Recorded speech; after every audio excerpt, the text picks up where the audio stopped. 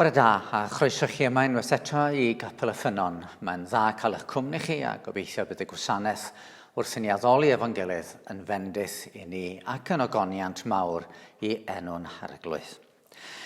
I ddarllenau chydig adnodau I ddechrau o lyfr y proffwyd Eseia. Ceisiwch yr arglwydd tra gellir ei gael. Galwch arno tra bydd o'n agos. Gadawyd y drygionus ei ffordd ar un ofer ei fwriadau a dychwelir at yr arglwydd iddo drygarhau wrtho ac at ein Duw ni oherwydd fe faddau yn helaeth. Oherwydd nid fy meddyliau I yw eich meddyliau chi ac nid eich ffyrdd chi yw fy ffyrdd I, medd yr arglwydd. Fel y mae'r nefoedd yn uwch na'r ddaear, mae fy ffyrdd I yn uwch na'ch ffyrdd chi, a meddyliau I na'ch meddyliau chi. Fel y mae'r glaw a'r eira'n disgyn o'r nefoedd a heb ddychwelyd yno nes dyfrhau'r ddaear a gwneud iddi darddu a ffrwythloni, a rhoi had i'w hau a bara i'w fwyta. Felly mae fy ngair sy'n dod o'm gennau, ni ddychwel ataf yn ofer, ond fe wna'r hyn a ddymunaf a llwyddo am neges. Yn yr adnodau yna, oedden ni'n clywed fod Duw yn aml yn gweithio mewn ffyrdd annisgwyl. Nid fy meddyliau I yw eich meddyliau chi, medd yr arglwydd. Tybed, beth da ni'n meddwl mae Duw yn ei wneud yn ein dyddiau ni? Mae nhw'n ddyddiau gwahanol yn dydyn nhw.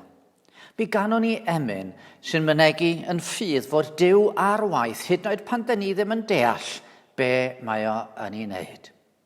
Rhagluniaeth fawr y nef, mor rhyfedd yw esboniad helaeth hon o arfaeth Duw. Mae'n gwylio llwch y llawr, mae'n trefnu lluoedd nef, cyflawna'r cwbl oll o'i gyngor ef.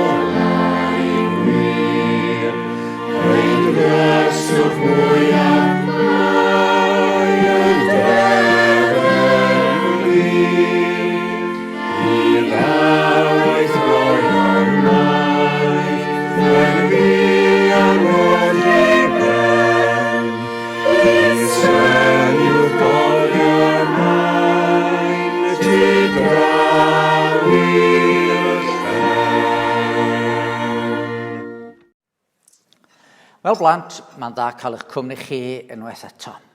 Mae rhaid mi gyfaddau, dwi wedi gorfod rhithro braidd bore yma i'r capel, a dwi ddim wedi cael cyfle I gael brecwast eto. Felly, dwi wedi dod â pethau efo fi, ac o'n i'n meddwl, mae gennau ddesgyl fan yma, a mae gennau granola. Dwi'n bita dipyn o granola dyddiau yma. Maen nhw'n dweud bod o'n iach I chi, so dwi'n cael hwnna. A wedyn, efo'r granola, dwi yn mynd I gael banana. A wedyn, wrth gwrs, be da ni angen? Da ni angen llefrith yn dydyn ni'n llaeth mwyn gwneud hynny. Achos Da ni yn hoffi cael brecwast iawn ydyn ni. Dwi'n gwybod beth ar i chi gael ei brecwast bore yma. Falle rhywbeth gwahanol neu yr un hen beth da chi wastad yn gael. Ond heddiw, da ni'n mynd i glywed am rhywun oedd yn bita rhywbeth chydig bach yn wahanol. Be da ni'n darllen ydy bod na ddyn oedd yn byw, nid mewn tŷ, ond oedd yn byw yn yr anialwch. Ac oedd o'n bita rhyw bethau reit rhyfedd. Oedd o'n bita locustiaid, rhyw fath o bryfyd mawr. Oedd o'n bita rheina. Ac oedd o'n ffeindio mêl allan yn yr anialwch, mêl gwyllt. So dyna beth i ddeud, oedd o'n bita locustiaid a mêl gwyllt. Ond dwi'n siŵr bod neb ohonoch chi wedi cael hynna i frecwast bore yma. Ond chi'n bod, be oedd yn special am y dyn yma, Ioan Fydyddiwr oedd ei enw fo. Be oedd yn special am Ioan? Oedd, nid i fod o'n bita bethau od, na i fod o'n byw yn yr anialwch, ond bod Duw wedi i ddewis o i baratoi'r ffordd at Iesu Grist. Ac oedd o'n mynd a deud wrth bobl bod eisiau iddyn nhw fod yn barod i Iesu Grist ddod, mwyn iddo fo allu gweithio yn eu bywydau nhw. Ac oedd o'n ddyn special, ac oedd o'n ddyn cryf, oedd o'n ddyn cadarn. Ac oedd o ddim yn ofni unrhyw un. O, chi'n gwybod, bod o'n ddyn cry, bod o'n ddyn cadarn, bod o'n barod i ddeud wrth hyd yn oed y brenin Herod bod o wedi gwneud rhywbeth drwg. Eto, oedd na un adeg pryd oedd o ddim mor siŵr. Doedd o ddim yn hollol sicr. Yr adeg honno, dyma Iesu'n deud rhywbeth wrtho fo oedd yn mynd i fod yn help iddo fo pan oedd o yn ame. A oedd Duw wedi anghofio fo. A felly bore yma, da ni'n mynd i glywed am Ioan Fydyddiwr a'r ffordd nath Iesu Grist i helpu fo. Felly gobeithio byddwch chi'n gallu mynd dros yr hanes efo dad a mam a byddwch chi'n gweld fel mae Iesu hefyd yn gallu yn helpu ni. Rwan mae Sara yn mynd i ddarllen yr hanes yni. Oedd Iesu wedi bod wrthi yn gwneud lot o bethau ryfeddol, yn iachau pobl, oedd yn sal ac yn siarad efo pobl am Dduw.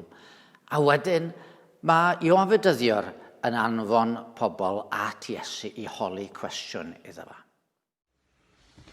Dwi'n darllen o Efengylig, pennod 7, adnod 18 i 30. Rhoes disgyblion Ioan adroddiad iddo yn glin a hun oll. Galwodd yntau ddau o'i disgyblionadau hanfon at yr arglwydd gan ofyn, ai ti yw'r hwn sydd i ddod, ai am rywun arall rydym i ddisgwyl? Daeth o ddau ato a dweud, anfonodd Ioan Fydyddiwr ni atad gan ofyn, ai ti yw'r hwn sydd i ddod, ai am rywun arall rydym i ddisgwyl? Y pryd hwnnw iachawyd ef lawer o afael a fichydon a fflai ac ysbrydion drwg, a rhoes ei golwg i lawer o ddeillion. Ac atebodd ef hwy, ewch, dywedwch wrth Ioan hyn rydych wedi weld ac wedi glywed. Ond mae'r deillion yn cael ei golwg yn ôl. Y cloffion yn cerdded. Y gwahangleifion yn cael ei glanhau, a'r byddariaid yn clywed. Y meirw yn codi, y tlodion yn cael clywed y newydd da. Gwyn ei fyd y sawl na ddaw cwemp iddo am hachos i.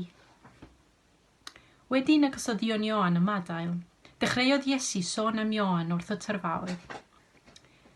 Beth eithwch allan i'r anialwch i edrych arno? A'i brwynen yn siglo yn y gwynt? Beth eithwch allan i'w weld? A rhywun wedi wisgo mewn dillad esmwydd? Am llasau brenhinoedd y mae gweld dynion moethus mewn gwisgoedd ysblenydd. Beth eithwch allan i'w weld? A'i proffwydd? Ie, meddaf wrthych, a mwy na phroffwyd.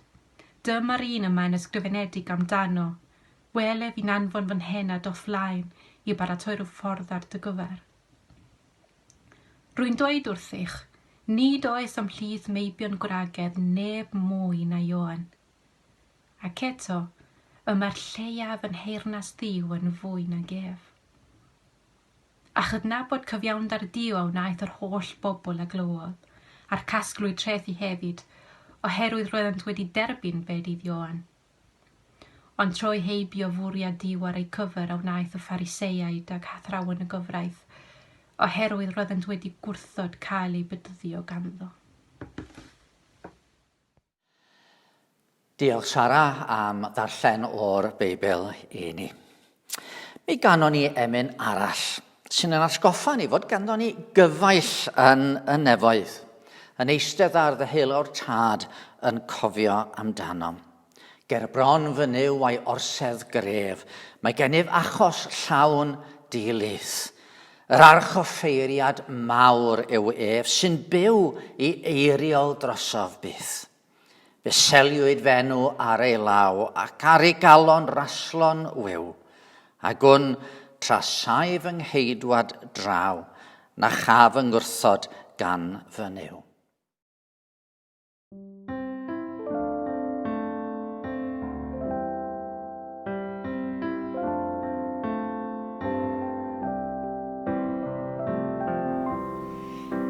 Bron fy nyw a'i orsedd gref, mae gennyf achos llawn dilys, yr arch o ffeiriad mawr yw ef, sy'n byw i'r eiriol drosof byth. Fe'i seiliwyd fenw ar ei law, ac ar ei galon raslon wyw, ac o'n saif yng ngheidwad draw, na chaf yng ngwrthod gan fy nyw, na chaf yng ngwrthod gan fy nyw. O Satan ddawyn bwrwyla, gan feio ar fy nghalon di, edrych a bri weld yna, sy'n cuddio be a'i li. Am i'r diaiog fynd i'r groes, cael ffennau diaiog ei ryddhau, dyw'r cyfiawn un ar y sail y loes, o'i weledydd sy'n maddau mai, o'i weledydd sy'n maddau mai. Yr oen gyfodwyd naw, gyfiawnder perffaith i mi yw, yr ydwyf di-gyfnewid mawr, brenin gogoniant grasol ddiw. Yn un ag ef nyth renga fi, a'i waed y brynwyd fan a'i drud, cuddiwyd fy mywyd ynddo fi, yng Nghrist fy nyw a cheidwad fi, yng Nghrist fy nyw a cheidwad fi. Yn un ag ef nyth renga fi, a'i waed y brynwyd fan a'i drud, cuddiwyd fy mywyd ynddo fi, yng Nghrist fy nyw a cheidwad fi, yng Nghrist fy nyw a cheidwad fi.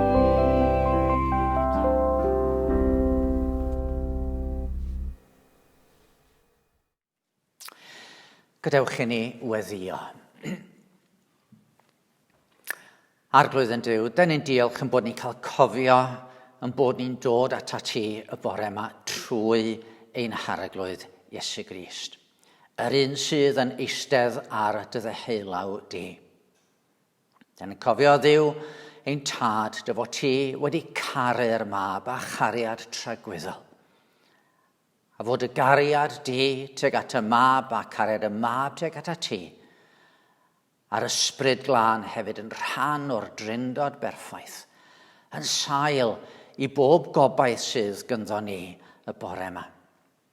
Da ni diolch o Dduw i ti trwy dy ras, beri bod y cariad yma'n gorlifo'n calonau ni, wrth i dy fab ddod i'r byd er yn mwyn ni, wrth iddo ddioddau yn yn lle ni ar y groes ac yn atgyfod ein fuddugoliaethus y trydydd dydd.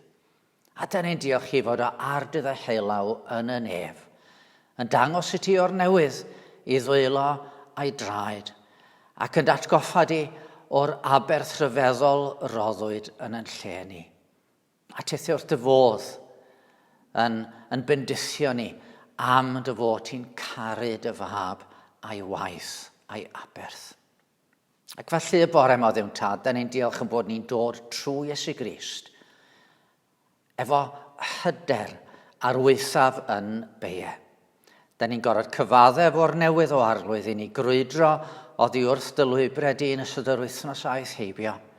Mewn gair, meddwl a gweithred. Ac eto, da ni'n dod trwy'r groes a thrwy aberth yn harglwydd yn hy i ofyn i ti o Dduw Tad y bore yma eto gofio'n byd yn ei angen ac i ti drygarhau wrth ein byd.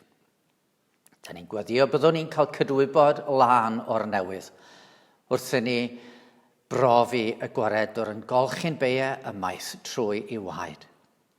A da ni'n gweddio byddwn ni'n closio at ein byd yn ei angen. Da ni'n gweddio arglwydd yn Duw ar i ti weithio yn ein byd mewn modd arbennig iawn. Da ni'n gofyn am gymod o Dduw Tad yn ein byd rhwng dyn a'i gyddyn. Rhwng rhai tywyll i croen a rhai gwyn i croen. Rhwng rhai o wahanol hil ac o wahanol genhedlaeth. Da ni'n gweddio arglwydd yn Duw ar i ti beri bod arweinwyr y gwledydd yn gallu gosod cyfreithiau teg a chyfiawn sydd yn anrhydeddu pawb ac yn parchu pob unigolyn fel rhywun sydd wedi greu ar dy lun ath ddelw di. Ond o arglwydd, da ni hefyd yn sylweddoli mae angen mawr yn byd ni ar y funud ydy cymod nid yn gymaint rhyngddo ni a'n gilydd, ond cymod rhyngddo ni a thi ein Duw ni. Pan mae'r byd mewn gwrthryfel, yn rhedeg i ffordd ei hunan, yn gwrthod dorchmynion di, ac yn mynnu byw heb ddiw. Felly, da ni'n gwybod mae angen yn byd ni, ydy angen clywed unwaith eto neges Ioan Fydyddiwr, ydy farhewch. A pharatwch ffordd yn eich calonnau i'r Meseia ddod i mewn. A'r neges sydd angen i glywed gan gymaint o bobl yn y dyddiau ni ydy bod Crist wedi dod yn gyntaf i ddwyn cymod rhyngddo ni a'n crewr. Ac wrth i ni dderbyn y cymod hwnnw, wrth i ni ddod yn ôl i berthynas y dda efo ti. Felly, da ni'n gallu dod i berthynas y dda efo'n gilydd. Felly, o arglwydd yn Duw, da ni'n gweddio y dyddiau yma bydd dy eglwys yn cael gras a nerth i gyhoeddi dy efengil di yn glir. Helpa ni o Dduw Tad i beidio ag ofni dyd wrth y byd, bod y byd ar gyfeilior. Helpa ni o Dduw Tad i beidio ofni dyd wrth bobl bod nhw heb obaith ac heb ddiw yn y byd, a bod angen iddyn nhw wedi farhau. Ond helpa ni hefyd o Dduw Tad i ddweud wrthyn nhw am waredwr cryf i'r gwan. Am un sydd yn wir ddiw wedi dod yn wir ddyn yn mwyn ni, wedi cymryd yn beichiau a'n beie ar ei gefn ei hun, ac wedi talu'r pris yn llawn amdan yn beie ni a'n pechodau ni bob un ohonyn nhw ar y groes. A da ni'n gweddio bydd yr ysbryd glân ar waith yn defnyddio geiriau rhai fel ni i agor calonnau, ac y bydd pobl yn cael gras i droi ac i roed i ffydd yn yr arglwydd Iesu. Felly gna waith y dyddiau yma, wrth i ni ystyried yng nghanol ansicrwydd y pandemig, wrth i ni ystyried yn meidroldeb, gna waith o Dduw Tad i alw llawer ata ti, am dy fod ti yn addo bywyd tragweddol i bawb sy'n credu yn yr arglwydd. Dy fod ti'n addo hedd rhwng nef a dear, a dy fod ti'n addo bod yn dyfodol ni'n mynd i fod yn ddisglair am yn bod ni o Dduw Tad nid yn mynd i gael byw am ychydig flynyddoedd ar y ddeiar ac yna marw, ond bod ni'n mynd i gael byw am dragwyddoldeb gyda thi. Felly tyr do arglwydd, tyr ydy'n calonnau ni, a bore yma wneud i lefaru trwy dy air wrth bob un ohono ni. Fel bydd yn amser efo yn gilydd, yn amser lle dyn ni'n clywed dy lais di yn siarad efo ni, a lle byddwn ni'n cael bwrw'n holl amheuon heibio a pwyso yn llwyr ar yr arglwydd Iesu Grist. Felly clywin gweddi, maddau'n holl feie, a derbyn yn diolch trwy ein harglwydd a'n gwaredwr Iesu Grist. Amen.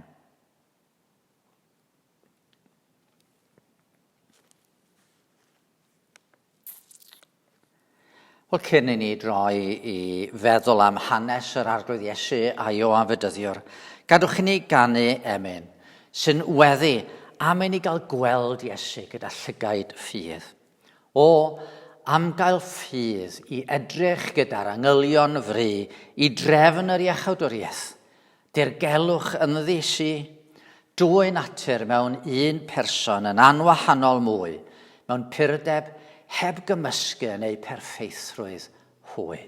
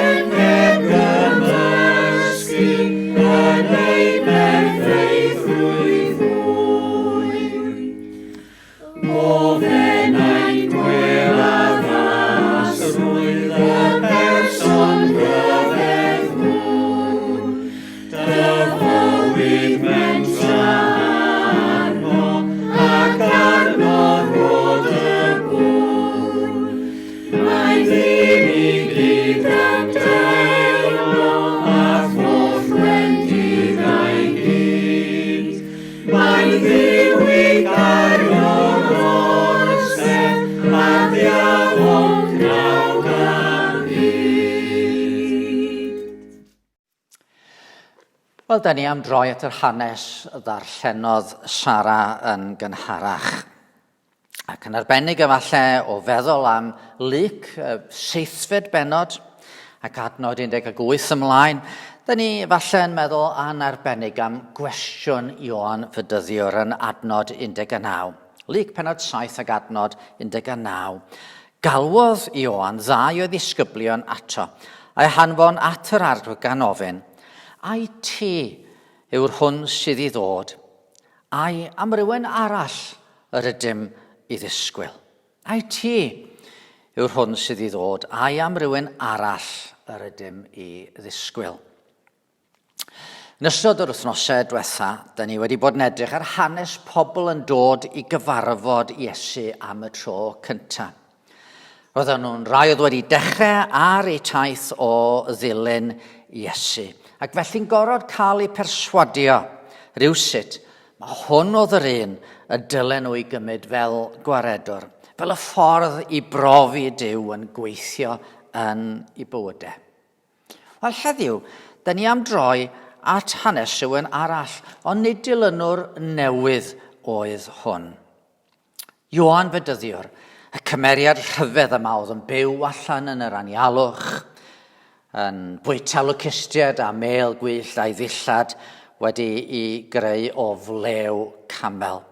Dyma un oedd wedi bod yn arddel yr arglwydd Iesu, ar yr un ochr a Christ yn galw bobl i droi mewn edifeirwch oddi wrth y pechodau. Pregethwr grymus oedd hwn, wedi anfon oddi wrth y Dduw. Ond mi ddoth na gyfnod yn ei fywyd, pryd brofodd o rywfaint o ansicrwydd. Mi ddechreuodd o ame. Oedd o wedi dweud, mae yna un yn dod ar fy ôl i, dim deilwng i ymostwng i ddatod i esgidiau. Ond rwan, mae'n gofyn i'r arglwydd, ai ti ydy'r un sydd yn dod ar fy ôl i, neu ydyn ni fod disgwyl rhywun arall. A dwi'n credu bod hi'n werth i ni edrych ar amheuon Ioan. Oherwydd mae gen i syniad bod yna adegau yn y hanes y rhan fwyaf ohono ni sy'n dilyn Iesu pan byddwn ni'n profi her i'n ffydd. Her sy'n gwneud i ni holi'n hunain, ydw i'n siŵr. Dwi wedi gwneud camgymeriad efallai'n rhoi'n ffydd yn Iesu. A mae rhai, pan maen nhw'n teimlo yr amheuon yma, pan maen nhw'n profi'r amheuon, maen nhw'n dechrau meddwl, wel, ydw i'n Gristion o gwbl? Ydw i'n Gristion go iawn? Neu ai ryw ffydd sy'n gen i? Ond i ddyle Cristnogion go iawn fod ei ffydd yn gadarn trwy'r amser. Ond na. Mae'r Cristnogion mwyaf cadarn ar adegau yn profi amheuon. Felly gadwch i ni edrych ar y cymeriad yma a'i hanes. A mi ddechreuwn ni efo hanes Ioan ei hun. Oedd profiad hwn o'r arglwydd Iesu Grist mynd nôl i ddechrau i oes. I ddweud i gwir yn ôl i'r adeg cyn gafodd o'i eni hyd yn oed, pan oedd yn dal yng nghroth ei fam. Chi'n cofio, fel oedd Mair pan ddoth yr angel Gabriel ati i ddeud bydde hi'n fam i Iesu. Oedd Gabriel wedi dweud wrthi fod Elizabeth i pherthynas yn disgwyl. Rwan, oedd Elizabeth yn rhy hen i gael plant yng ngolwg pawb. Ac eto, oedd hi yn disgwyl plentyn, a hyn yn arwydd i helpu Mair i gredu bod hi'n mynd i fod yn fam i Iesu. Felly mi ath hi i ymweld a'i pherthynas, a da ni'n darllen fel hyn. Ar hynny cychwynodd Mair ac aeth ar y frys i'r mynydd,dir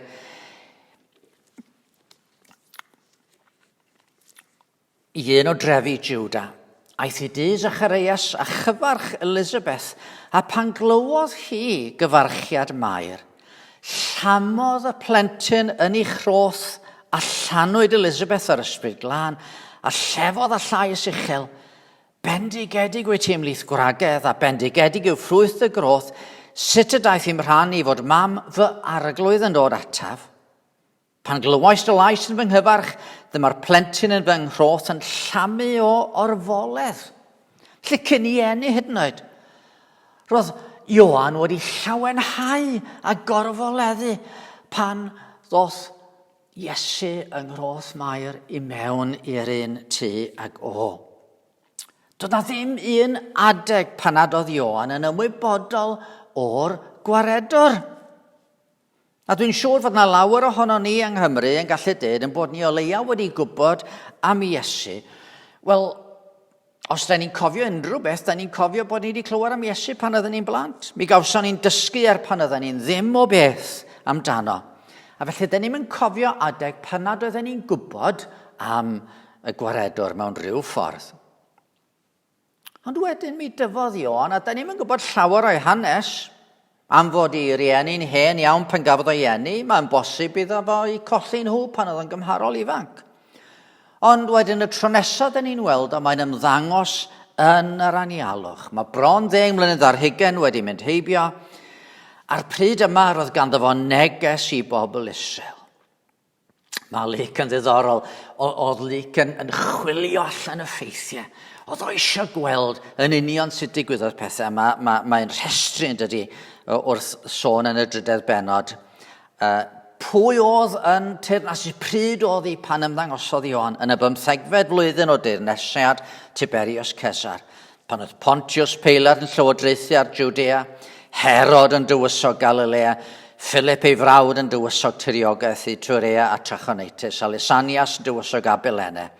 Yn amser archoffeiriadaeth Annas a Caiaffas, daeth gair y Duw at Ioan, fab Zacharïas yn yr anialwch.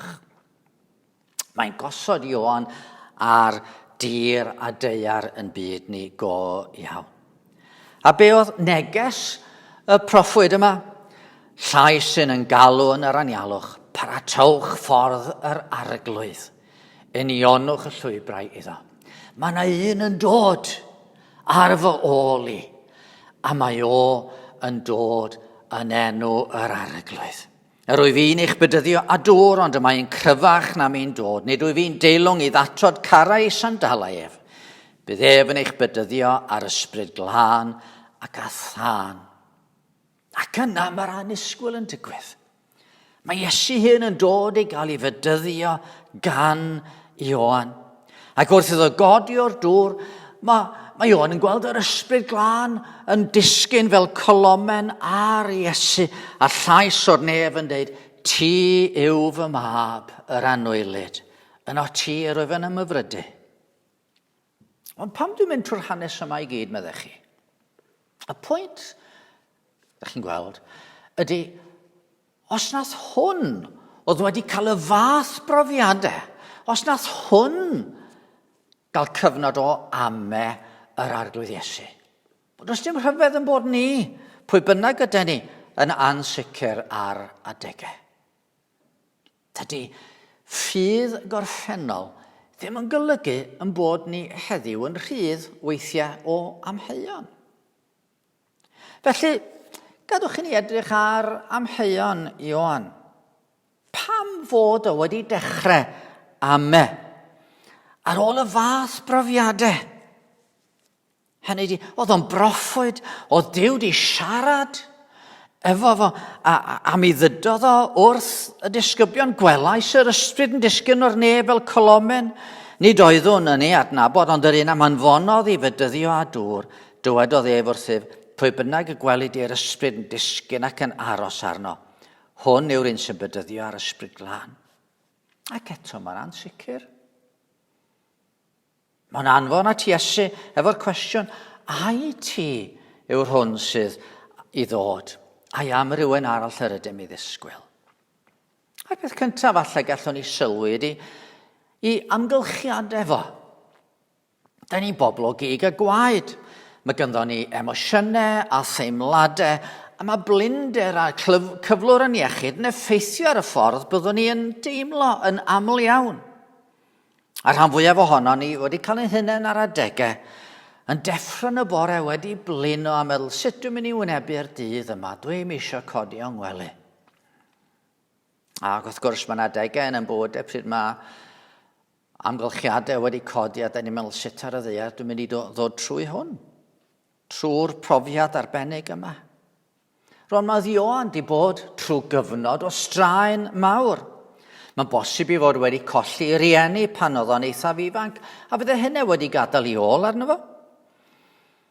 Ond wedyn, dyma fo'n profi adeg pan oedd Duw wedi alw fo allan i'r anialwch. A doedd y deiet, a bod yn onest, ddim yn gret yn agwedd, locustiaid a mêl gwyllt. A wedyn oedd y straen o wynebu tyrfaoedd efo gair Duw yn llosgyn ei galon. A fy wyneb oedd o bob math o rai, milwyr rhyfain. Ac oedd o'n deud wrthyn nhw sut y dylen nhw fyhafio. Awdurdodau crefyddol isel ac oedd o'n ei galw nhw i edifarhau, cyfoethog a thlawd. A doedd ddim yn poeni am y canlyniadau. Mi nath o hyd yn oed wynebu y brenin Herod, a herio'r brenin Herod. Mi welodd o dyrfaoedd yn dod ato fo, a oedd hynny yn rhoi dipyn o straen arno fo.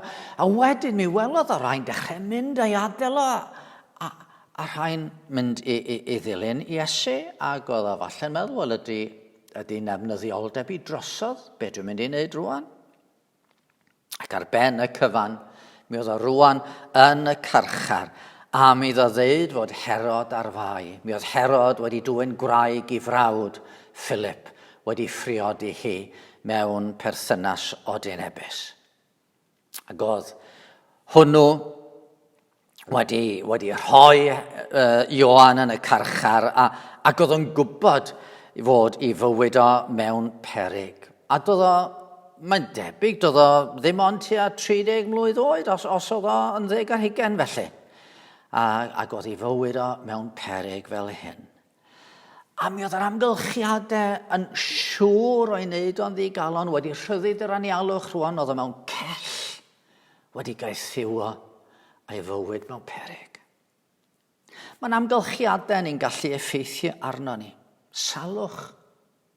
A falle bod rhai o'ch chi'n dioddau salwch hyn yn wneud i chi deimlo, wel ydy Duw yn bell, ydy Duw di'n anghofio fi. Straen. Da ni yn y wlad yma'n sicr di bod dan gyfnod o straen y misoedd dwytha yma, dydyn ni. A chyn hynny falle bod ofn am y dyfodol yn calonnau ni oherwydd yr holl sôn am Brexit a beth yn mynd i ddigwydd. Mae digalondid a diffyg ffydd yn gallu codi ar adegau pan da ni wedi bod dan straen ac wedi blino ac yn dioddau a fiechyd. Lle mae hynny weithiau yn egluro pam yn bod ni'n ame. Ond mae'n rhywbeth arall dwi'n meddwl efo Ioan.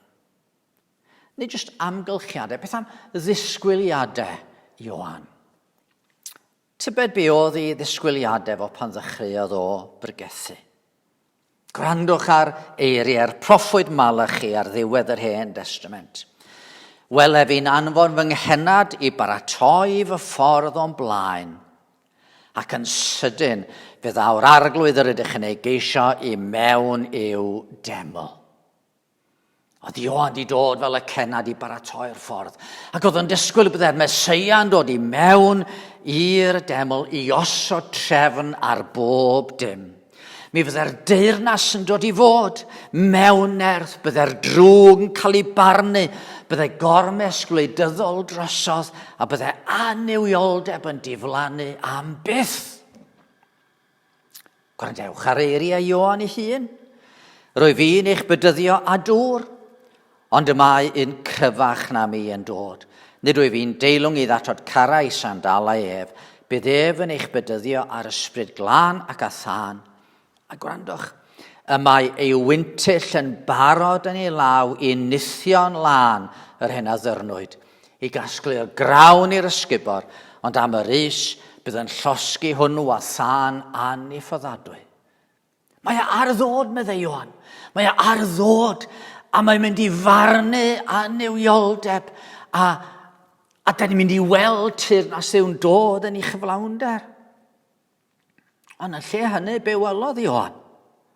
Oedd yr aniwiol yn dal efo'r llaw uchaf. Oedd y deml yn nwylo'r archoffeiriad a'i deulu oedd yn gwadu bod y fath beth ag atgyfodiad yn mynd i ddigwydd.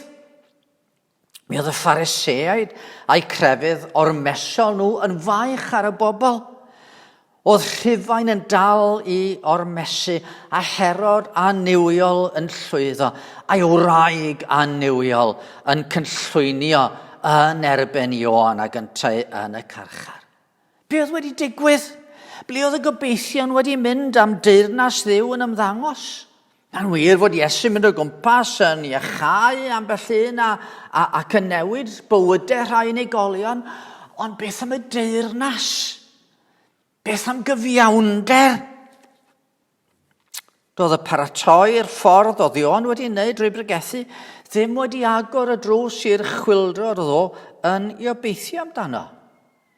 Ac felly, oedd o'n ame. Yr amgylchiadau yn perydd efo ame a'r disgwyliadau wedi ei siomi rwsut. Ga i fynd â chi yn ôl chydig dros 40 o flynyddoedd. Oedd na nifer o ddynion ifanc yn paratoi ar gyfer y weinidogaeth yng Nghymru a funen i plith nhw. Oedden ni wedi darllen a dysgu am Martin Luther a John Calvin ar modd y trawsnewidiwyd cyfandir Ewrop. Oedden ni wedi clywed hanes Daniel Rowland, Hywel Harris, Williams Pantycelyn ar ffordd y trawsnewidiwyd Cymru. A dyma ni mewn cyfnod pan oedd y capeli'n dirywio, a dden ni'n mentro allan gan gredu y bydde hanes Cymru yn newid. Oherwydd yn bod ni yn cael yn danfon allan efo gair Dyw'n llosgu yn calonnau ni. Ond beth sydd wedi digwydd dros y 20 mlynedd yna? Os oedd pethau'n dirywio pryd hynny, wel maen nhw 10 gwaith erbyn heddiw, tydyn nhw.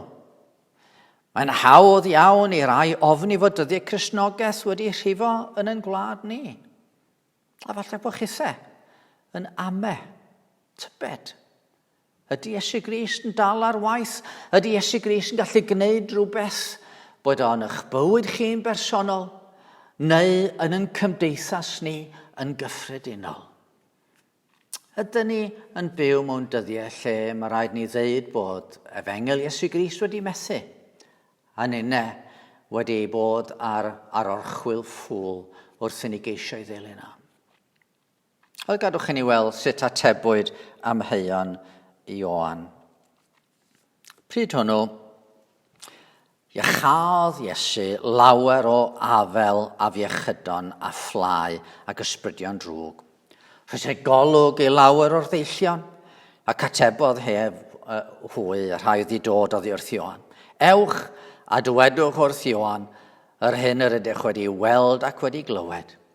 Mae'r deillion yn cael ei golwg yn ôl, y cloffion yn cerdded, y gwahangleifion yn cael ei glanhau a'r byddariaid yn clywed, y meirw yn codi, y tlodion yn cael clywed y newydd da. Na gwyn ei fyd y sawl, na ddaw cwymp iddo o'm hachos i. Mae'n adleisio geiriau y proffwydi. Yna fe agori'r llygaid y deillion a chlystiau'r byddariaid, fe lamar cloff fel hydd, fe gan tafod y mudan. Dyna ddydodd Eseia nôl ym mhenod 35 ganrifoedd ynghynt. Mae'n wir fod na sôn am ddiwedd a'r bechod ac anewioldeb pam mae'r Hen Testament yn proffwyd y dyfodiad y Meseia. Ond dim hynny'n unig. A mae ysbryd yr arglwydd yw arnaf oherwydd i'r arglwydd eneinio i gyhoeddi'r newyddion da i'r clodion, cysuro'r toredig o galon, cyhoeddi rhyddid i'r ceithion a rhoi gollyngdod i'r ceithion, i gyhoeddi blwyddyn ffafr yr arglwydd, a dydd dial ein Duw ni. Ie, mae dydd dial ein Duw ni yno.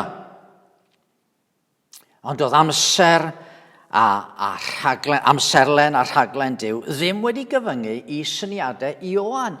Rydyn yn fath ydy o ddim wedi gyfyngu i'n syniadau ni. Oherwydd, fel o'n i'n darllen ar y dechrau, nid fy meddyliau i yw eich meddyliau chi, ac nid eich ffyrdd chi yw fy ffyrdd i, medd yr arglwydd. Fel am yr nefoedd yn uwch na'r ddaear, mae fy ffyrdd i'n uwch na'ch ffyrdd chi, a meddyliau i na'ch meddyliau chi. Roedd Eseia wedi proffwydo. Dyma fy ngwas. Yr wyf yn ei gynnal, fe etholedig yr wyf yn ymhyfrydu ynddo. Rhoddais fy ysbryd iddo i gyhoeddi barn i'r cenhedlaeth.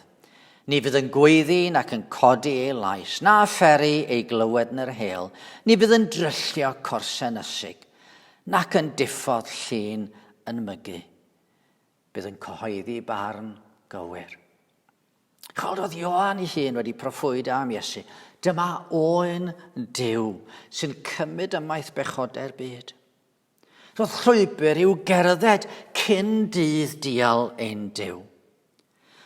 Roedd Iesu'n cyflawni i waith o ddangos ma fodd y brenin gostyngedig yn dod.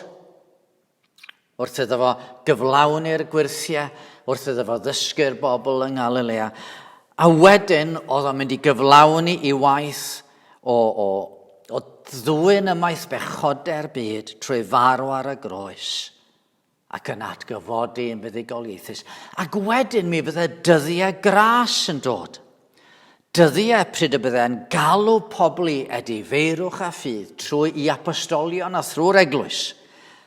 Cyn bydd y diwedd yn dod, cyn bydd dydd dial ein Duw yn cyrraedd pryd yr rhoi'r diwedd ar bob aflendid a phob pechod a phob bai. A chi'n gweld dyna'n cyfnod ni? Dyddiau gras, dyddiau i bobl droi, a bydd rhai yn troi, a bydd eraill yn gwrthod, fel oedd ar y ddiwedd yr hyn ddarllenodd Sara i ni. Chi'n cofio?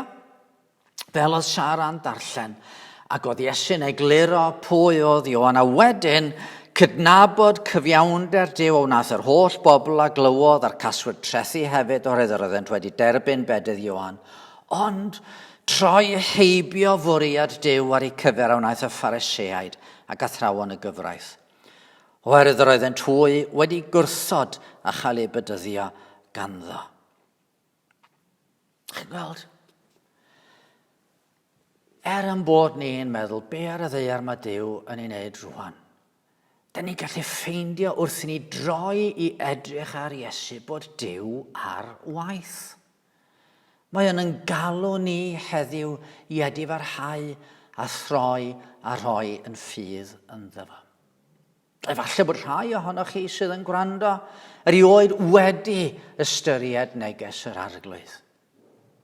Ystyriwch bod chi mewn peryg o fod yn lle'r Pharisëaid. Y Pharisëaid oedd yn dweud bod nhw wedi troi heibio bwriad Duw ar eu cyfer. Doedden nhw'n eisiau credu. Ond mae ddydd gras. Mae yna gyfle i ni edifarhau. Mae yna gyfle i ni droi ar roi'n ffydd yn Iesu Grist rwan. Iddo fo gymryd eich beiau chi i gyd a'i clirio nhw i gyd trwy waed i groes. Ac i ni sydd yn dilyn y gwaredwr. Pa amheuon bynnag sydd gyndo ni. Be sydd eisiau ni wneud? Troi'n golwg ar Iesu. Edrych arno fo. Edrych ar yr hyn oedd o. Pan ddos o i'r byd. Edrych ar yr hyn nath o ar y groes. Edrych ar ei atgyfodiad gogoneddus ac edrych i fyny'r nef lle mae ar ddehilaw'r tad yn eiriol trosto ni. Ac wrth i ni gofio i fod o yno yn eiriol trosto ni, yna gallwn ni ail afel yn yn ffydd a gallwn ni fentro yn wyneb yr holl amheuon i ddweud wrth bobl, dyma yn Duw ni, dyma'n harglwydd ni, dyma'r gwaredwr yr ydyn ni yn dymuno i ddilyn trwy'n hoes. Oedd bod i Dduw rhoi gras i chi a fi i gredu yn y gwaredwr ac i barhau i'w ddilyn trwy yn y hoes. Yn hemyn olaf yn hannog i bwyso ar yr arglwydd wrth ei ddilyn, beth bynnag fo'n amheuon. Ynot mae'n hedd, ein tarian a'n hamddiffyn. Nid unig wrth herion gelyn cry, cryf yn dy gryfder, diogel dan dy ofal, ymddiried wnawn, yn dy enw mentrwn ni.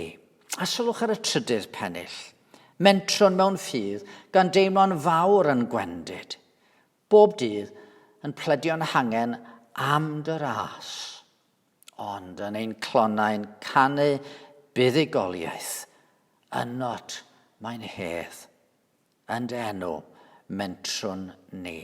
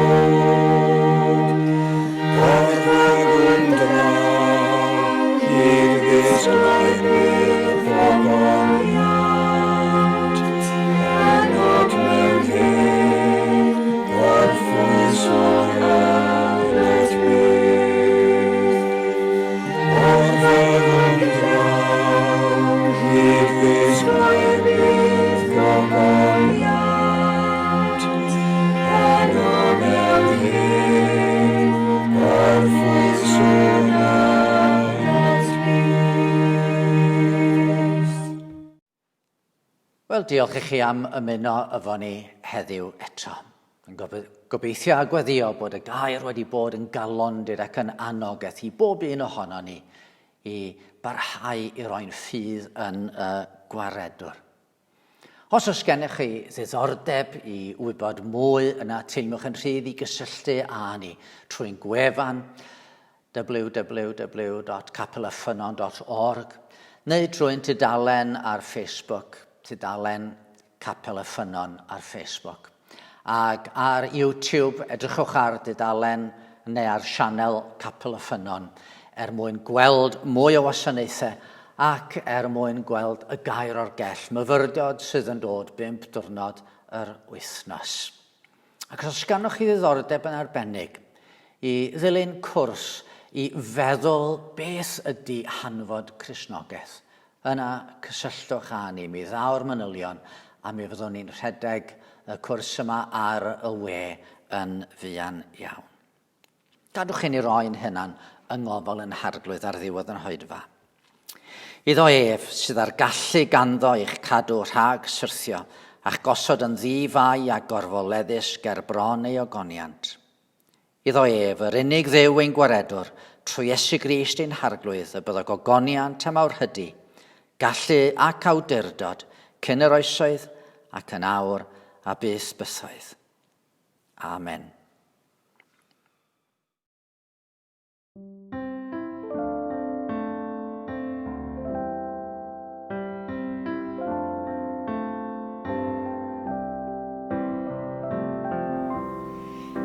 Bron fy nyw a'i orsedd gryf, mae genef achos llawn dilydd, yr archoffeiriad mawr i'w wedd, sy'n byw i'r eiriol drosodd bydd. Fe'i seiliwyd fenw ar ei law, ac ar ei galon yr aslon wyw, ac o'n trasau fy ngheidwad draw, neu chaf yng ngwrthod gan fy nyw, neu chaf yng ngwrthod gan fy nyw. O Satan ddawyn bwrwyla, gan feio ar fy nghalon ddi, edrych a bri weld y sy'n cuddio fe a'i lu. A mi di aiog fynd i'r groes, cael ffennau deuog ei ryddhau, dyw'r cyfiawn un ar y sail y loes, o'i weledydd sy'n maddau mai, o'i weledydd sy'n maddau mai. Yr oen gyfodwyd naw, cyfiawnder perffaith i mi yw, yr ydwyf di-gyfnewid mawr, brenin gogoniant grasol y dduw. Yn un ag ef nith renga fi, a'i waed y branwyd fan a'i drud, cuddiwyd fy mywyd ynddo fi, yng Nghrist fy nyw a cheidwad fi, yng Nghrist fy nyw a cheidwad fi. Yn un ag ef nith renga fi, a'i waed y branwyd fan a'i drud, cuddiwyd fy mywyd